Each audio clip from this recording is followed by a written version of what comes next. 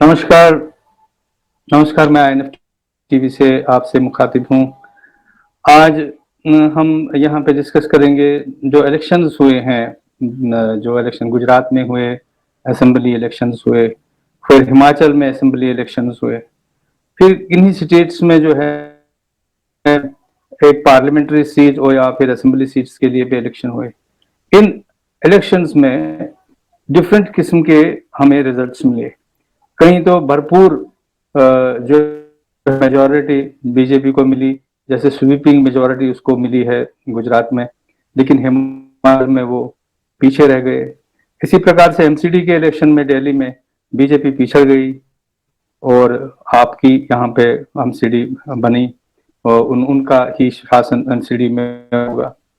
तो इस बात पे हमने बातचीत करने के लिए आज अपने पैनल में बुलाया है दीपक बुदकी साहब को, जो कि लेखक होने के साथ साथ पॉलिटिकल एनालिस्ट भी हैं और उन्होंने भारत की फौज में मेजर के पद पे काम किया है और उनको सारे इंडिया का उन्होंने देखा हुआ है, सारे भारत को, और उनको बहुत एक्सपीरियंस है यहाँ के जो डाइवर्सिटी है उसकी, उसका बहुत बड़ा एक्सपीरियंस उनके साथ है और उनको पॉलिटिकल स्पेक्ट्रम जो है इंडिया का उसकी भी बहुत अच्छी जानकारी है। तो फिलहाल हम बातचीत में हमारे साथ और भी पैनलिस्ट जुड़ जाएंगे, डॉक्टर एम के भट्ट और संदीप जी जुड़ेंगे और उनके अतिरिक्त हमारे पास सुमित बीजेपी से हैं, सुमित जी, और राणा जी हैं आपसे, जो आप पार्टी है उससे। तो इस तरीके से हमारे साथ दूसरे लोग भी जुड़ेंगे। तो फिलहाल हम बात करते हैं बुदकी साहब से। नमस्कार। नमस्कार जी। आपका बहुत बहुत स्वागत है हमारे चैनल में। Thank you for calling. आपने देखा, thank you very much for coming sir on my channel. आपने बहुत तजुर्बा है, आपको पॉलिटिकल सिनेरियो जो है हिंदुस्तान का उसके बारे में आपको बहुत ही गहन स्टडी है, जानकारी है। तो आप कैसे इन रिजल्ट्स को देखते हैं हमारे सामने आए हैं?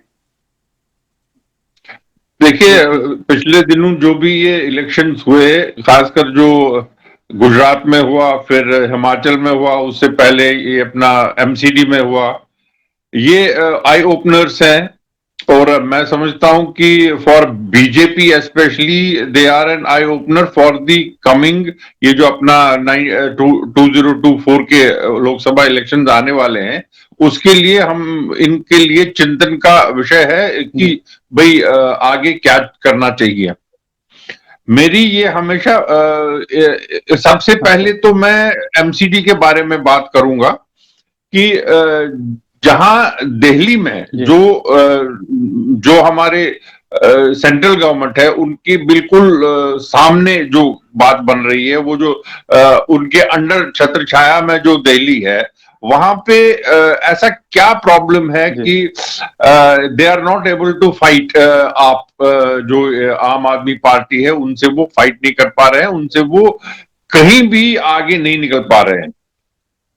इसमें पहले मैं दिल्ली में ही कंसंट्रेट करता हूं कि मुझे लगता है सबसे पहले ये जो है कि ये जो अपना बीजेपी है, it started with a plank of complete honesty and non interference. That means जब हर्षवर्धन जी ने ऑलमोस्ट 4 या 5 सीट कम थी ये अपना पार्टी, ये अपना गवर्नमेंट बनाने में, that was the first election जहां पे आप और कांग्रेस डिसमेट हो रही थी और आप आ रही थी सामने और बीजेपी आ रही थी, मगर Harshvardhan he was not able to get 4 और 5 अबाउट 6-8 सीट्स के करीब कम पड़ रहे थे। और उस वक्त अगर BJP would have tried to gain some what do you call some support from other Congress people, we could have BJP could have made the what do you call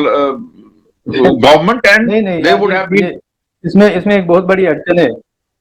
BJP कभी कांग्रेस जो है कभी भी बीजेपी के साथ आने को तैयार नहीं थी। नहीं, that is what I'm saying. Congress जो है, कांग्रेस का तो बिल्कुल। मुझे पहले कंप्लीट करने दीजिए। देखिए, अगर ये नहीं हुआ तो फिर क्या हुआ कि हमने हर्षवर्धन को निकाल दिया, उनको सेंट्रल गवर्नमेंट में लाया। उसके बाद Kiran Bedi was brought and knowing fully that she's a very strong headed lady and she had a very what do you call जिसको कहते हैं कि a bad past because of the वकील वगैरह जो थे वो उनके अगेंस्ट हो चुके थे long back when she was in administration। अब administration और politics it is different। तो उनकी जो लीडरशिप थी वो एक्सेप्टेबल नहीं थी, उनकी जो लीडरशिप थी वो कांग्रेस पार्टी को एक्सेप्टेबल नहीं थी। और जो कांग्रेस के जो अपने लोग थे, जो वहां के अपने कार्डर था, वो बदजुन हो गया उनसे। और वहां पे आज तक BJP has not been able to cultivate its own cadre. Today also you can not tell कि बीजेपी का कौन सा ऐसा फेस है जो सामने आ सकता है। जैसे हमारे पास मदन लाल खुराना थे, जैसे मान लीजिए ये अपने जो अपने वो थे क्या नाम था, साहब सिंह वर्मा थे।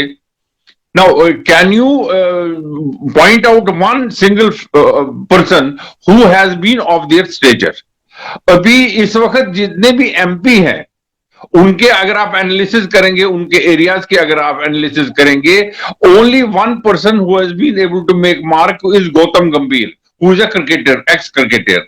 बाकी लोगों के अंडर जितने भी एरियाज हैं वहां पे हमारी एमसीडी में काफी उनको नुकसान उठाना पड़ा। ये इसीलिए है क्योंकि we are not able to, मैं अब सभी जगहों की बात करूं, we are not able to delegate. जो सेंट्रल गवर्नमेंट जो है, मोदी साहब और शाह साहब जो है, वो एक डेलीगेट अथॉरिटी नहीं करना चाहते और लीडरशिप जो है स्टेट लेवल्स पे वो कल्टिवेट नहीं कर रहे हैं, जो हमारे बीजेपी के लिए बहुत नुकसानदेह है।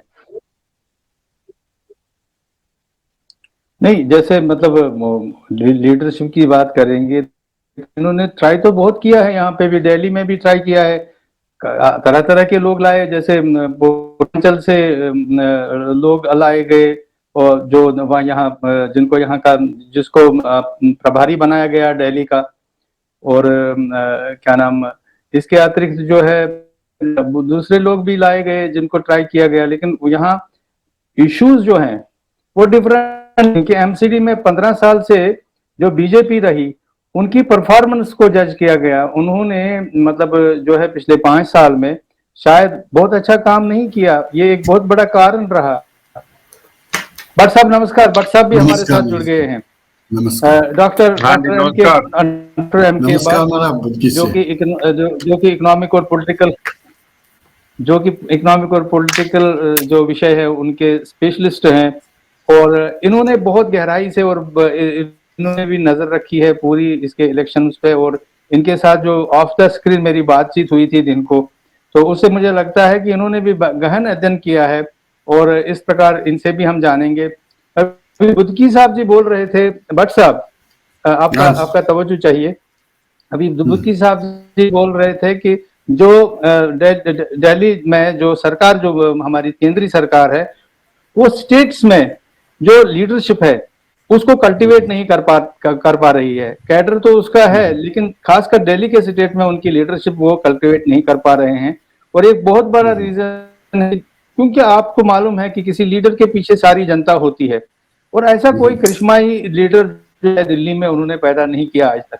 जबकि अरविंद केजरीवाल जी खुद दिल्ली के हैं और वो दिल्ली से ही सारा कुछ प्रायोजित करते हैं। तो इसमें क्या कितना आपको लगता है कि ये जैसे हम देखते हैं कि मोदी जी की एक ही कॉपी मिलेगी।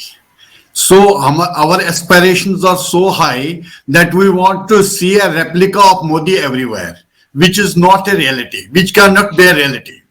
We have state leaders for BJP also, like we have got, जैसे हम देखते हैं यूपी में देख लीजिए, स्ट्रॉन्ग लीडर हैज इमर्ज्ड, और कई स्टेट्स में इमर्ज हो रहे हैं। अब यहाँ पे जो एक्सपेक्टेशंस जो हम करते हैं, we make a comparison with directly Modi और Amit Shah. That is not, every person has his own qualities. रही बात क्या स्टेट्स में इन्होंने कई जगहों पे रिपीट भी किया और कई जगहों पे रिपीट नहीं कर पाए, जैसे हिमाचल में नहीं कर पाए। अब मौजूदा इलेक्शंस को जब हम एक निष्पक्ष तरीके से देखें, यहां तक एक चीज जरूर हुआ कि मीडिया का भी एक बायस्ड रोल रहा। और जब हम देखेंगे कि जैसे लोगों ने एडवर्टाइज किया था, मीडिया को छोड़ दीजिए, I am coming to the point. Media को हम कहते थे, हम दूसरे स्तर पर ले लेंगे। नहीं, मेरी बात सुनिए। हम एडवर्टाइज था कि गुजरात में अब की बार आपकी सरकार और 128 उम्मीदवारों की जमानतें जब्त। ये हाइप नहीं था तो और क्या था? First 128 out of 182 they had submitted their candidates, 128 की जमानतें जब्त। तो ये क्या बताता है? ये हाइप नहीं बताता और क्या बताता है? रही बात अब 27 साल के बाद वही नहीं करते हैं दूसरे। हाँ, मैं पहले तो मैं कह रहा हूं ना कि निष्पक्ष कोई नहीं होता, पहली चीज। बुद्धकी साहब, दूसरी बात, सर एक सेकंड, बुद्धकी साहब थोड़ा सा कैमरा से दूर थोड़ा डिस्टेंस रखिए। बुद्धकी साहब, हाँ जी, आप बहुत कैमरा के नजदीक हैं, थोड़ा सा डिस्टेंस रखिए जी। हाँ, ये ठीक रहेगा। हाँ जी। जो इस इलेक्शन में, हाँ, this is going to be good. हाँ शाह साहब, इस इलेक्शन ने हमें बहुत सारी चीजें क्लियर कट वे में बताई। पहले अगर हम शुरू करेंगे starting from Bihar itself, Bihar में इन्हें बताया कि महागठबंधन भाई चीज हमें एक्सेप्टेबल नहीं है। अब आए उड़ीसा में उन्हें क्लियरली बताया कि मतलब जो सिंपैथी वे पे वो चला उड़ीसा का, और वहां एक प्रॉमिस था Padampur will be declared a district by BJD ने ही कर लिया था। अब आते हैं गुजरात में सुनामी थी। गुजरात ने यह कंफर्म किया कि Modi is more acceptable than any other leader, although the inclination for this thing has come from Bihar itself, जहां आरजेडी और जेडी का दोनों को सफाया करके बीजेपी वाला पास हो गया। तीसरी चीज, अब हिमाचल में, या अब आ जाए यूपी में, बाय इलेक्शन यूपी में 2 सीटों पे था। एक लोकसभा जो वो मेंटेन कर पाए। क्यों मेंटेन कर पाए? क्योंकि that is the passion of Samajwadi party, और क्रैक्स को उनने वक्त पे सीमेंट किया by way of joining with uncle and all that. लेकिन रामपुर में आप देख लीजिए, 47 से आज तक कोई इलेक्शन दिखा दो जिसमें non Muslim has got elected. ये इंडिकेट करता है that Modi is not popular only among Hindus, his policies are now, बहुत उन्हें उत्तेजित किया जाता है कि भाई मोदी मीन्स एंटी मुस्लिम। अब ये फोबिया भी कम होता जा रहा है। ये एक जो हमें यूपी से आई मैसेज, दिल्ली में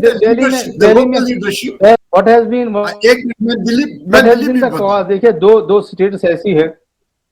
हाँ जी, बोले I will get it, I am getting you जी। हाँ, तो मैं आपसे कह रहा हूं, यूपी ने, जैसे बिहार ने कहा कि ये नीतीश कुमार की जो गठबंधन है ये बेकार है, और यूपी ने बताया हमें कि भाई Modi is making inroads in minorities also, minorities में भी उनकी एक्सेप्टेंस बराबर है एज प्राइम मिनिस्टर, बल्कि बड़ी है। अब आते हैं दिल्ली की ओर। दिल्ली में अरविंद केजरीवाल जी ने जो वादे किए हैं, हमारी शुभकामनाएं हैं वो प्रूव करें उन्हें, मतलब यमुना साफ हो जाए और पोल्यूशन कम हो जाए, तो उसके लिए शुभकामनाएं हैं। But percentage of votes of BJP has not decreased, what that says. वो अपने आप में एक प्रूफ है कि एक्सेप्टेंस ऑफ द लीडरशिप, मतलब अगर उसकी परसेंटेज ऑफ वोट्स कम हुई होती, अब 40 सीटों पे 1000 से कम वोटों पे डिसीजन मिला, तो हम क्या बताएंगे इसमें। और कई जगहों पे आप देख लीजिए, every technique was applied by every party, I am not averse to anyone, भाई इलेक्शन था, it is like that. But मुझे बताइए कि जब हम ग्राफ देखते हैं, कई जहां पे माइनॉरिटीज है वहां कांग्रेस को रिप्लेस किया आपने, लेकिन बीजेपी के वोट पे 2% का इंक्रीज हो रहा है। What does it mean? That means their voter is intact, He has not been displaced. उसके मन में आशंका नहीं है। और अगर आप अरविंद केजरीवाल का ग्राफ देख लीजिए असेंबली इलेक्शंस में और आज के म्युनिसिपल इलेक्शंस में, आपको बड़ी गिरावट दिखती है। 17% 18% की गिरावट दिखता है। तो वो क्या बताता है? That means his voter has deviated. क्या कहेंगे आप? बीजेपी क्या कहेंगे I do आप? not agree with. अभी I do not agree. अभी WhatsApp ऐसा है, ये दो चीजें कंपेरेबल नहीं है। Assembly election is different, Lok Sabha election is different and MCD election is different. MCD में फैक्ट ये है कि जितना मैं किसी से बात किया जो दिल्ली वाले हैं, हालांकि मैं दिल्ली में नहीं रहता, मैं एनसीआर में रहता हूं, मगर मेरी कांटेक्ट रहते हैं वहां जिनसे मैंने पूछा। नंबर 1 दे सेड कि जो केजरीवाल गवर्नमेंट है, जो उन्होंने इलेक्ट्रिसिटी, वाटर और बाकी ये जो अपना फीमेल्स के लिए फ्री ट्रांसपोर्ट और ये जो हॉस्पिटल्स में बेटर फैसिलिटीज और जो बाकी सुविधाएं हैं, ये उन्होंने दे दी और हमें वो अच्छी लगती हैं। अब ये चीज वो डिनाई नहीं करते, वो कहते साहब मिल गई। और खासकर जो मैट्रिक्स है दिल्ली का, वक्फ बोर्ड को भी प्लीज मैट्रिक्स जो दिल्ली का है वो सेम नहीं है जो खुराना साहब के टाइम या साहब सिंह वर्मा साहब के टाइम पे था। उस time Delhi was maximum Punjabis, displaced Punjabis and the original Delhiites. और original Delhiites में भी we had certain areas like Chandni Chowk and other places which was entirely Muslim dominated, and they had a separate what you call voting pattern. But today Delhi has got a total influx of people from UP and Bihar and MP and Orissa and this which is in eastern area and which is in northern area. ये जो अपना शाहदरा जो पहले pattern होता था BJP का, now it is all diluted. तो इसलिए मैं समझता हूं कि हमें उस सब को केटर कर हमने लिया है। हम वो जो मनोज तिवारी शायद नाम है जो अपने एमपी बनाया हमने वो अपना यूपी से ले आया। But is he capable to move, is he capable to influence the Delhi voters? That is very important. I could not find that he was able to. यहाँ मैं बुद्धिकी जी से एक बात जरूर कहना चाहूंगा विद ड्यू रेस्पेक्ट। ये बात सही है कि assembly elections can not be compared with corporate elections. I believe this thing, but when I see it from another angle, east Delhi देख लीजिए और जहां पे दिग्गज नेता थे आपके, उन कॉन्स्टिट्यूएंसीज का हाल क्या है। We have got deputy chief minister Sisodia ji और उस कॉन्स्टिट्यूएंसी में बीजेपी जीता है। अगर लीडर की एक्सेप्टेंस ही मैटर है एक। दूसरी बात, जो सत्येंद्र जी जो Nobel prize winner, so called Nobel prize के लिए भी जो कंटेंडर है as per the chief minister, तो उसकी कॉन्स्टिट्यूएंसी में भी बीजेपी जीता है। और ईस्ट दिल्ली में जहां conglomeration of Bihari and UP population lives, maximum seats to BJP has come from that area. तो ये इस मिथ को खत्म करता है कि लोगों को कोई बहुत बड़ा फर्क पड़ा है। रही बात, आप भी शाह साहब, आप भी दिल्ली में रहते, कितने लोकल वो हॉस्पिटल्स काम करते, एवरीवन नोज इट। या कितने स्कूलों के में बदलाव आ गया।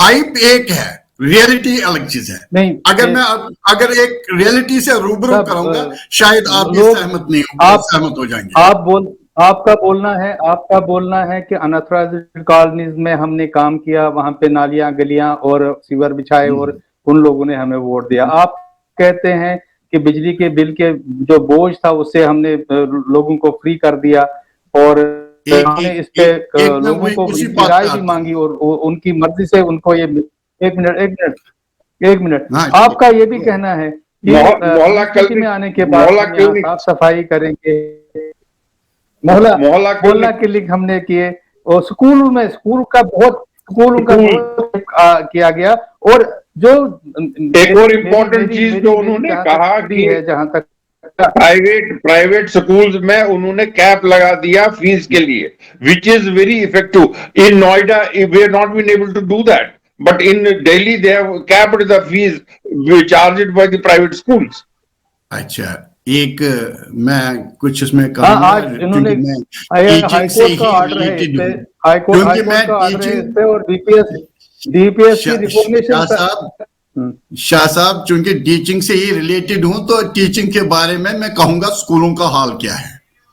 आप जानते हैं, मेरा एक जो पीएन है, मैंने उसे कह दिया आपके स्कूल में, कह दिया कि डिप्टी चीफ मिनिस्टर 2 बार आए थे, तो मैंने कह दिया आपके बच्चे को, बड़ा अच्छी बात है, अच्छी जगह हो गया. कह दिया टीचर ने कह दिया की ले आओ, या तो मोबाइल से पढ़ लिया करो या की ले आओ उससे पढ़ लिया करो. स्कूल बिल्डिंग बनाने से कोई फर्क नहीं पड़ता है, उसमें भी वैसे घोटाला है, लेकिन जब तक अकाउंटेबिलिटी ऑफ द टीचर ना हो. मैंने आपको कई बार आपसे ये बात डिस्कशन की है, टीचर क्या वो इंटरेस्ट है, क्या उस पर कोई नकेल कसी गई? नहीं. दूसरी बात, एक होता कहना, एक होता उसका प्रचलन करना, एक होता प्रैक्टिकली करना. और कितने स्कूल्स इफेक्टिवली चेंज हो गए, कितने बच्चे फर्स्ट डिविजनर्स वहां से आ गए. अब की बार तो इवन पास परसेंटेज 10% कम हो चुकी है गवर्नमेंट स्कूल्स की. अब दूसरी बात, कितने स्कूल्स में जो टीचर है, he has turned towards a better thing, it is questionable. अच्छा, आम क्लिनिक जो आजकल चल रहा है, मुझे बताइए, आप भी शाह साहब दिल्ली में ही रहते हैं, कितने क्लिनिक्स यहां एक्चुअली चलते हैं? अब रही बात सड़कों का हाल, ठीक है, 1-2 कॉलोनियां बन गई अंदर से अनऑथराइज्ड, और मेन रोड उनका हाल देख लीजिए. और रही बात, आप सबसे बात जो कह रहे हैं कि भाई सभी लोग जो लोअर इनकम ग्रुप के, यानी अनऑथराइज्ड कॉलोनीज ने इसे वोट दिया, वो तो दिल्ली में 40% ही है, तो बाकी भी वोट दिए. बट वोट देने का एक ही पॉइंट है, we have to drop Modi. बस, that was the uniting point. It was not development. अभी आज ही मैं डॉक्टर साहब अभी आज ही मैं स्टडी कर रहा था, दिल्ली में 85% जो सड़कें हैं, जो रोड्स हैं, वो एमसीडी में आते हैं. और जो बुरा हाल अब एमसीडी रोड देखते हैं, वो बीजेपी की एमसीडी की वजह से हुए थे. देखिए, 15 साल की इनकम्बेंसी के बाद वो कहते हैं हमको पैसा नहीं दिया. एक मिनट, अगर नेक टू नेक फाइट देता है 15 साल की इनकम्बेंसी के बाद, तो you can not rule it out and with its voters intact. That means the fight given by BJP. अब कोई बार वायर लिखता है कि हैज स्वीप दिल्ली. स्वीप कहते हैं, गुजरात में जो स्वीप हुआ उसको स्वीप कहते हैं, यानी जहां पे जबान पे हम लोगों को बचानी मुश्किल हो गई, उसको कहते हैं स्वीप. दिल्ली का बेटा, ये भाई, people go on making these, मतलब बुद्धि साहब हिमाचल की ओर आते हैं. हिमाचल में कांग्रेस को एक मिनट, हिमाचल मिला और प्रियंका गांधी एस्टेब्लिश हो गई, बहुत बड़ी नेत्री. इस पे आप कहां तक मुत्तफिक है? Reason is she belongs to, मतलब she has a house there in Himachal, and she has started meeting the public and all that in Himachal, and she was a prime mover of Himachal elections on behalf of Congress. But she was not able, we cannot attribute, जैसा कि आज वो कर रहे हैं, आज उनको कहा कि भाई आप चीफ मिनिस्टर को सिलेक्ट करो, वो we cannot attribute it to her. जो हिमाचल में है, I would say more to the dissension of the BJP cadre, जो बीजेपी में आपस में आपसी फूट थी, उसकी वजह से ये जितनी भी हार हुई, हालांकि बहुत कम हुई है. There is a margin of only 1% between votes got by Congress and BJP. तो वो मैं कहता हूं कि वो बिकॉज ऑफ इंटरनल डिसेंशन हुई, not because of Congress being a better what you call party, especially Congress. But साहब क्योंकि टाइम बहुत कम है, ये डिसेंशन का कारण है बीजेपी के ही लोग नाराज क्यों हो जाते हैं, जैसे कश्मीरी पंडित नाराज हैं. नहीं नहीं, एक बात बताए, कश्मीरी पंडित तो हमने बीजेपी का ठेका नहीं ले रखा है, to be frank enough. We are not supporters of BJP, we are surviving our own fight, that's very clear. तो रही बात, अब जरूर बात है, डिसेंशन था वहां, और धामी को रोका गया, कहीं ना कहीं उसको प्रचार नहीं करने दिया गया, दुमल को, और बट जो चीफ मिनिस्टर है उसने रिकॉर्ड वोटों से जीत लिया, ये भी एक सच्चाई है। लेकिन बात यहां पे जब हम हिमाचल के एनालिसिस करते हैं तो वहां हर 5 साल में पैटर्न चेंज होता है। इसका कारण क्या है? एक तो जो ओल्ड पेंशन स्कीम, हाँ जी, ये तो हर किसी चैनल से आपने सुना होगा। दूसरी 1500 रुपए पर पर्सन को, पर वुमन को, फ्रॉम एज 18 to 60, जो कांग्रेस ने वादा किया, 300 power units, 1 lakh jobs, 10 crore हर असेंबली सेगमेंट को, ये तो था ही मैनिफेस्टो में। अब वजह क्या रहा? वजह इतना नहीं रहा। देखिए, इसको अब दूसरे परिप्रेक्ष्य में आपने देखना पड़ेगा। Kashmir, Himachal and Uttarakhand, fruit growers are facing the same problem. जो ईरान से सेब आ गया और जो चिल्ली से सेब आ गया, उसकी वजह से हमारे सेब ग्रोवर्स को बहुत प्रॉब्लम हुई। 1.7 lakh families in Himachal were directly influenced. Kashmir में भी इन्फ्लुएंस हुआ। आप देखते हैं कि कश्मीर में भी कहीं ना कहीं उन्हें ये फेस करना पड़ा। अब जो ये सेब पे कहा गया था, बार बार उन्होंने कहा था कि गवर्नमेंट इस पे इंपोर्ट ड्यूटी लगाए, which government resisted due to whatever compulsions। उन्होंने सेंट्रल गवर्नमेंट में इसको अनदेखी की। तकरीबन 6-7 महीने से ये एजिटेशन भी उन्होंने किया था। 1.7 लाख लोग, जैसे हम कहेंगे 5000 करोड़ का ये उनका मार्केट है। शिमला, सिरमौर, किन्नौर, मंडी, कुल्लू, पार्ट्स ऑफ चंबा, लाहौल स्पीति, ये डिस्ट्रिक्ट्स डायरेक्टली हिट हुए। तो यहां से हमारे जो एप्पल ग्रोवर्स थे, they were angry on this thing. Second, जो कार्टन्स बनते थे उस पे जीएसटी लगाया गया। अब एक तो बेचारा ऑलरेडी मर रहा, ऊपर उससे जीएसटी, इंक्रीजिंग जीएसटी। तीसरा इश्यू जो देखिए, आप जब हम देखते हैं इलेक्शन एनालिसिस को, दुर्भाग्य से इस देश में एनालिसिस होती है, वो लड़ाई होती है, वो एनालिसिस नहीं होती। तो तीसरा फैक्टर जो है वो इन्फ्लेशन है। नहीं, तभी तो हम ये ऐसे तरीके जो तीसरा फैक्टर मुझे लग रहा है वो इन्फ्लेशन है। अब इन्फ्लेशन को कहीं ना कहीं ये मोदी जी के हाथ से भी बाहर है। इस वक्त इंटरनेशनल इन्फ्लेशन है, कंट्रीज में है, इंडिया में भी कंटेन किया है इन्होंने, लेकिन when compare to America, when compare to various developed countries, contain किया है, लेकिन पूरा कंटेन नहीं हुआ। और आप देखते हैं कि आरबीआई कंटिन्यूअसली काम कर रहा है रेपो रेट को चेंज करने के लिए, इन्फ्लेशन को कंट्रोल करने के। तो इन्फ्लेशन का, क्योंकि ये एग्रीकल्चर स्टेट है, 90% डिपेंड ऑन एग्रीकल्चर, और एग्रीकल्चर में इनका सेब मेन कारोबार है। उसी पे जब चोट आ जाए तो वोट कहां से आ जाएगा? और दूसरी साइड से लोग इस बात को हाइप करेंगे, नेचुरली अपोजिशन है, they will hype it, and this led to an adverse result. देखो, इसमें मैं समझता हूं कि we had a very bad last 2-3 years because of ये जो अपना कोविड वगैरह हो गया, और उसकी वजह से इंटरनेशनली बहुत नुकसान हुआ, और खासकर इंडिया में भी हुआ। And that way I would give credit to Modi ji and his team that we fought Covid better than any other country, despite whatever these opposition people may say that Barkha that may go to cremation grounds and count the what you call ये लाशें वगैरह, ये सब करके मैं कहता हूं कि इंडिया में, अब इंडिया में जो इन्फ्लेशन में कंट्रोल हुआ है वो कोई नहीं कर पाया। और हमारे लिए मतलब इससे भी ज्यादा हो जाता अगर इतना कुछ हम ना करते, इससे भी ज्यादा हो जाता है, and we would have been nowhere. But we have been able to control both inflation to a certain extent and productivity in the country. हमारी कंट्री की प्रोडक्शन और एक्सपोर्ट्स में ज्यादा कोई फर्क नहीं आया, मतलब प्रोडक्टिविटी अच्छी हुई और एक्सपोर्ट्स भी अच्छे हुए। इसलिए मैं समझता हूं कि इस समय मुझे लग रहा है वोटर के लिए वोटर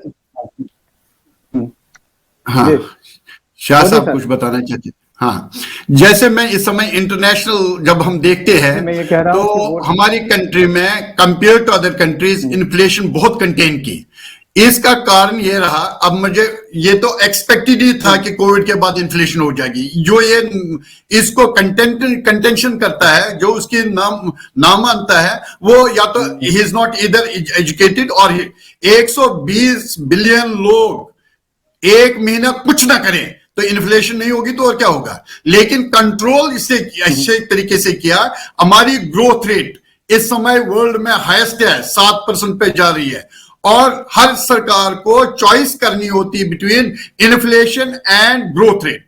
हमारी सरकार ने ग्रोथ रेट पे स्ट्रेस किया।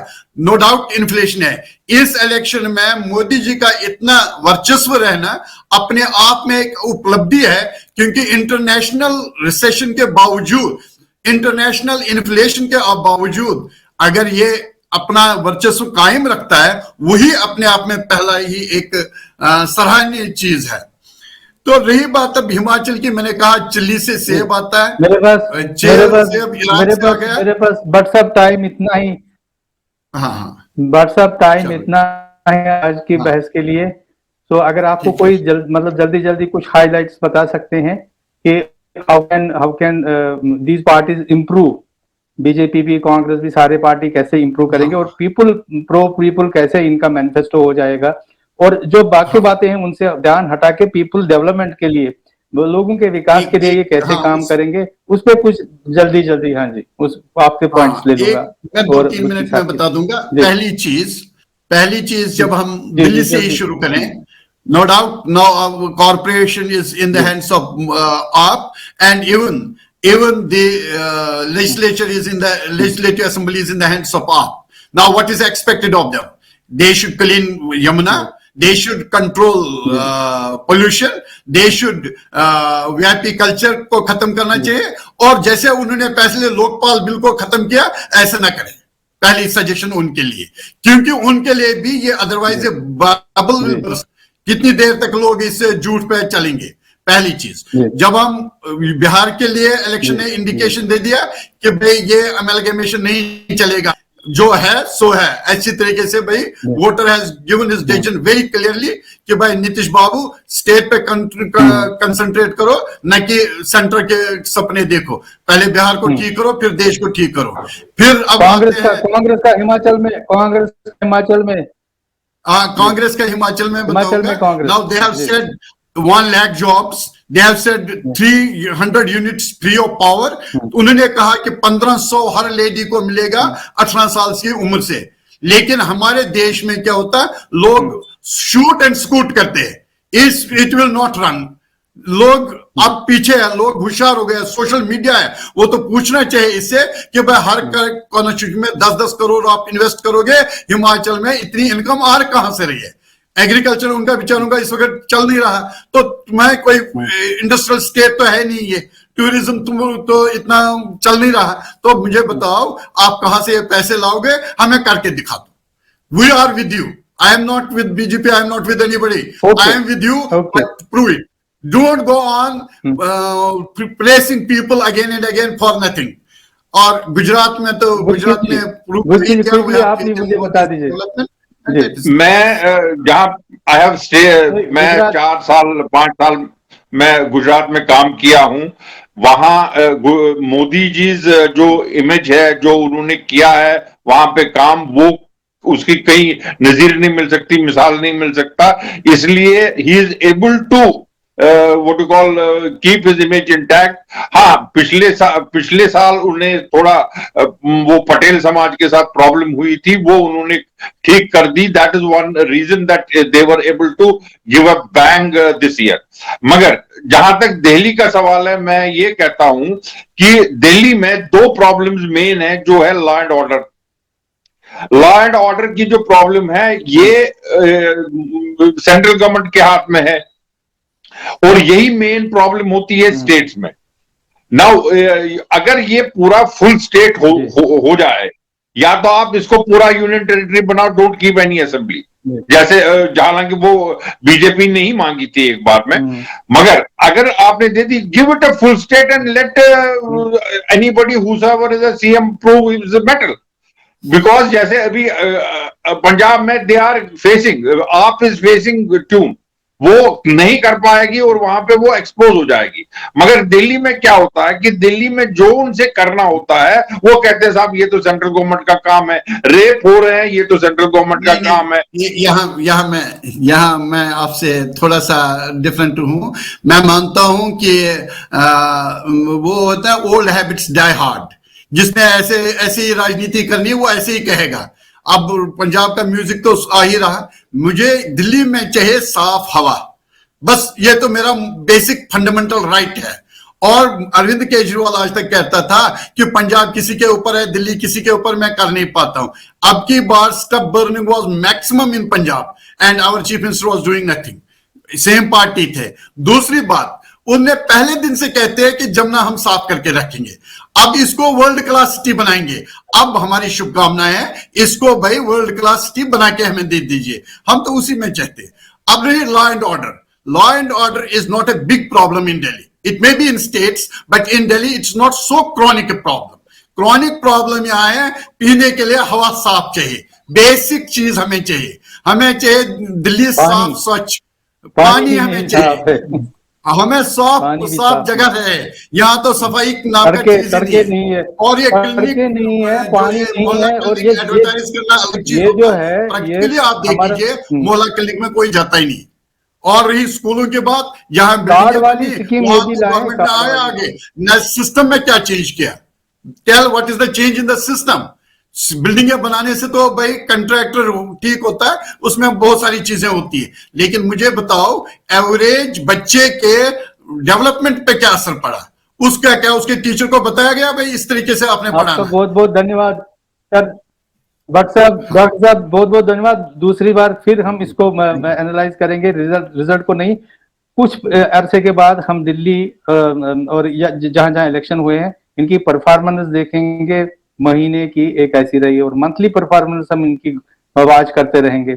और हम दिल्ली के स्लम में भी जाएंगे और देखेंगे कि अरविंद केजरीवाल कितना काम कर चुके हैं और कितना बाकी और करने को तैयार हैं, और ये सब चीजें हम रिपोर्ट करते रहेंगे। आपका बहुत बहुत शुक्रिया मेरे साथ जुड़ने के लिए, और इस प्रोग्राम में अपनी भागीदारी के लिए मैं आपको बहुत बहुत धन्यवाद देता हूं। और भी एक दो हमारे पैनलिस्ट थे जो कि नहीं जुड़ पाए हैं, उनको भी धन्यवाद, आइंदा उनको भी लेके आऊंगा। आपका बहुत बहुत शुक्रिया। इसके साथ ही मैं आपसे विदा लेता हूं, और अगले कार्यक्रम में और भी हम जीवंत चर्चा आपके सामने लाएंगे दिल्ली और बाकी स्टेट्स के मुद्दों पे। तो आपसे इजाजत चाहूंगा, नमस्कार। थैंक यू जी। आप रुकिए सर। अच्छा, बहुत मजा आया।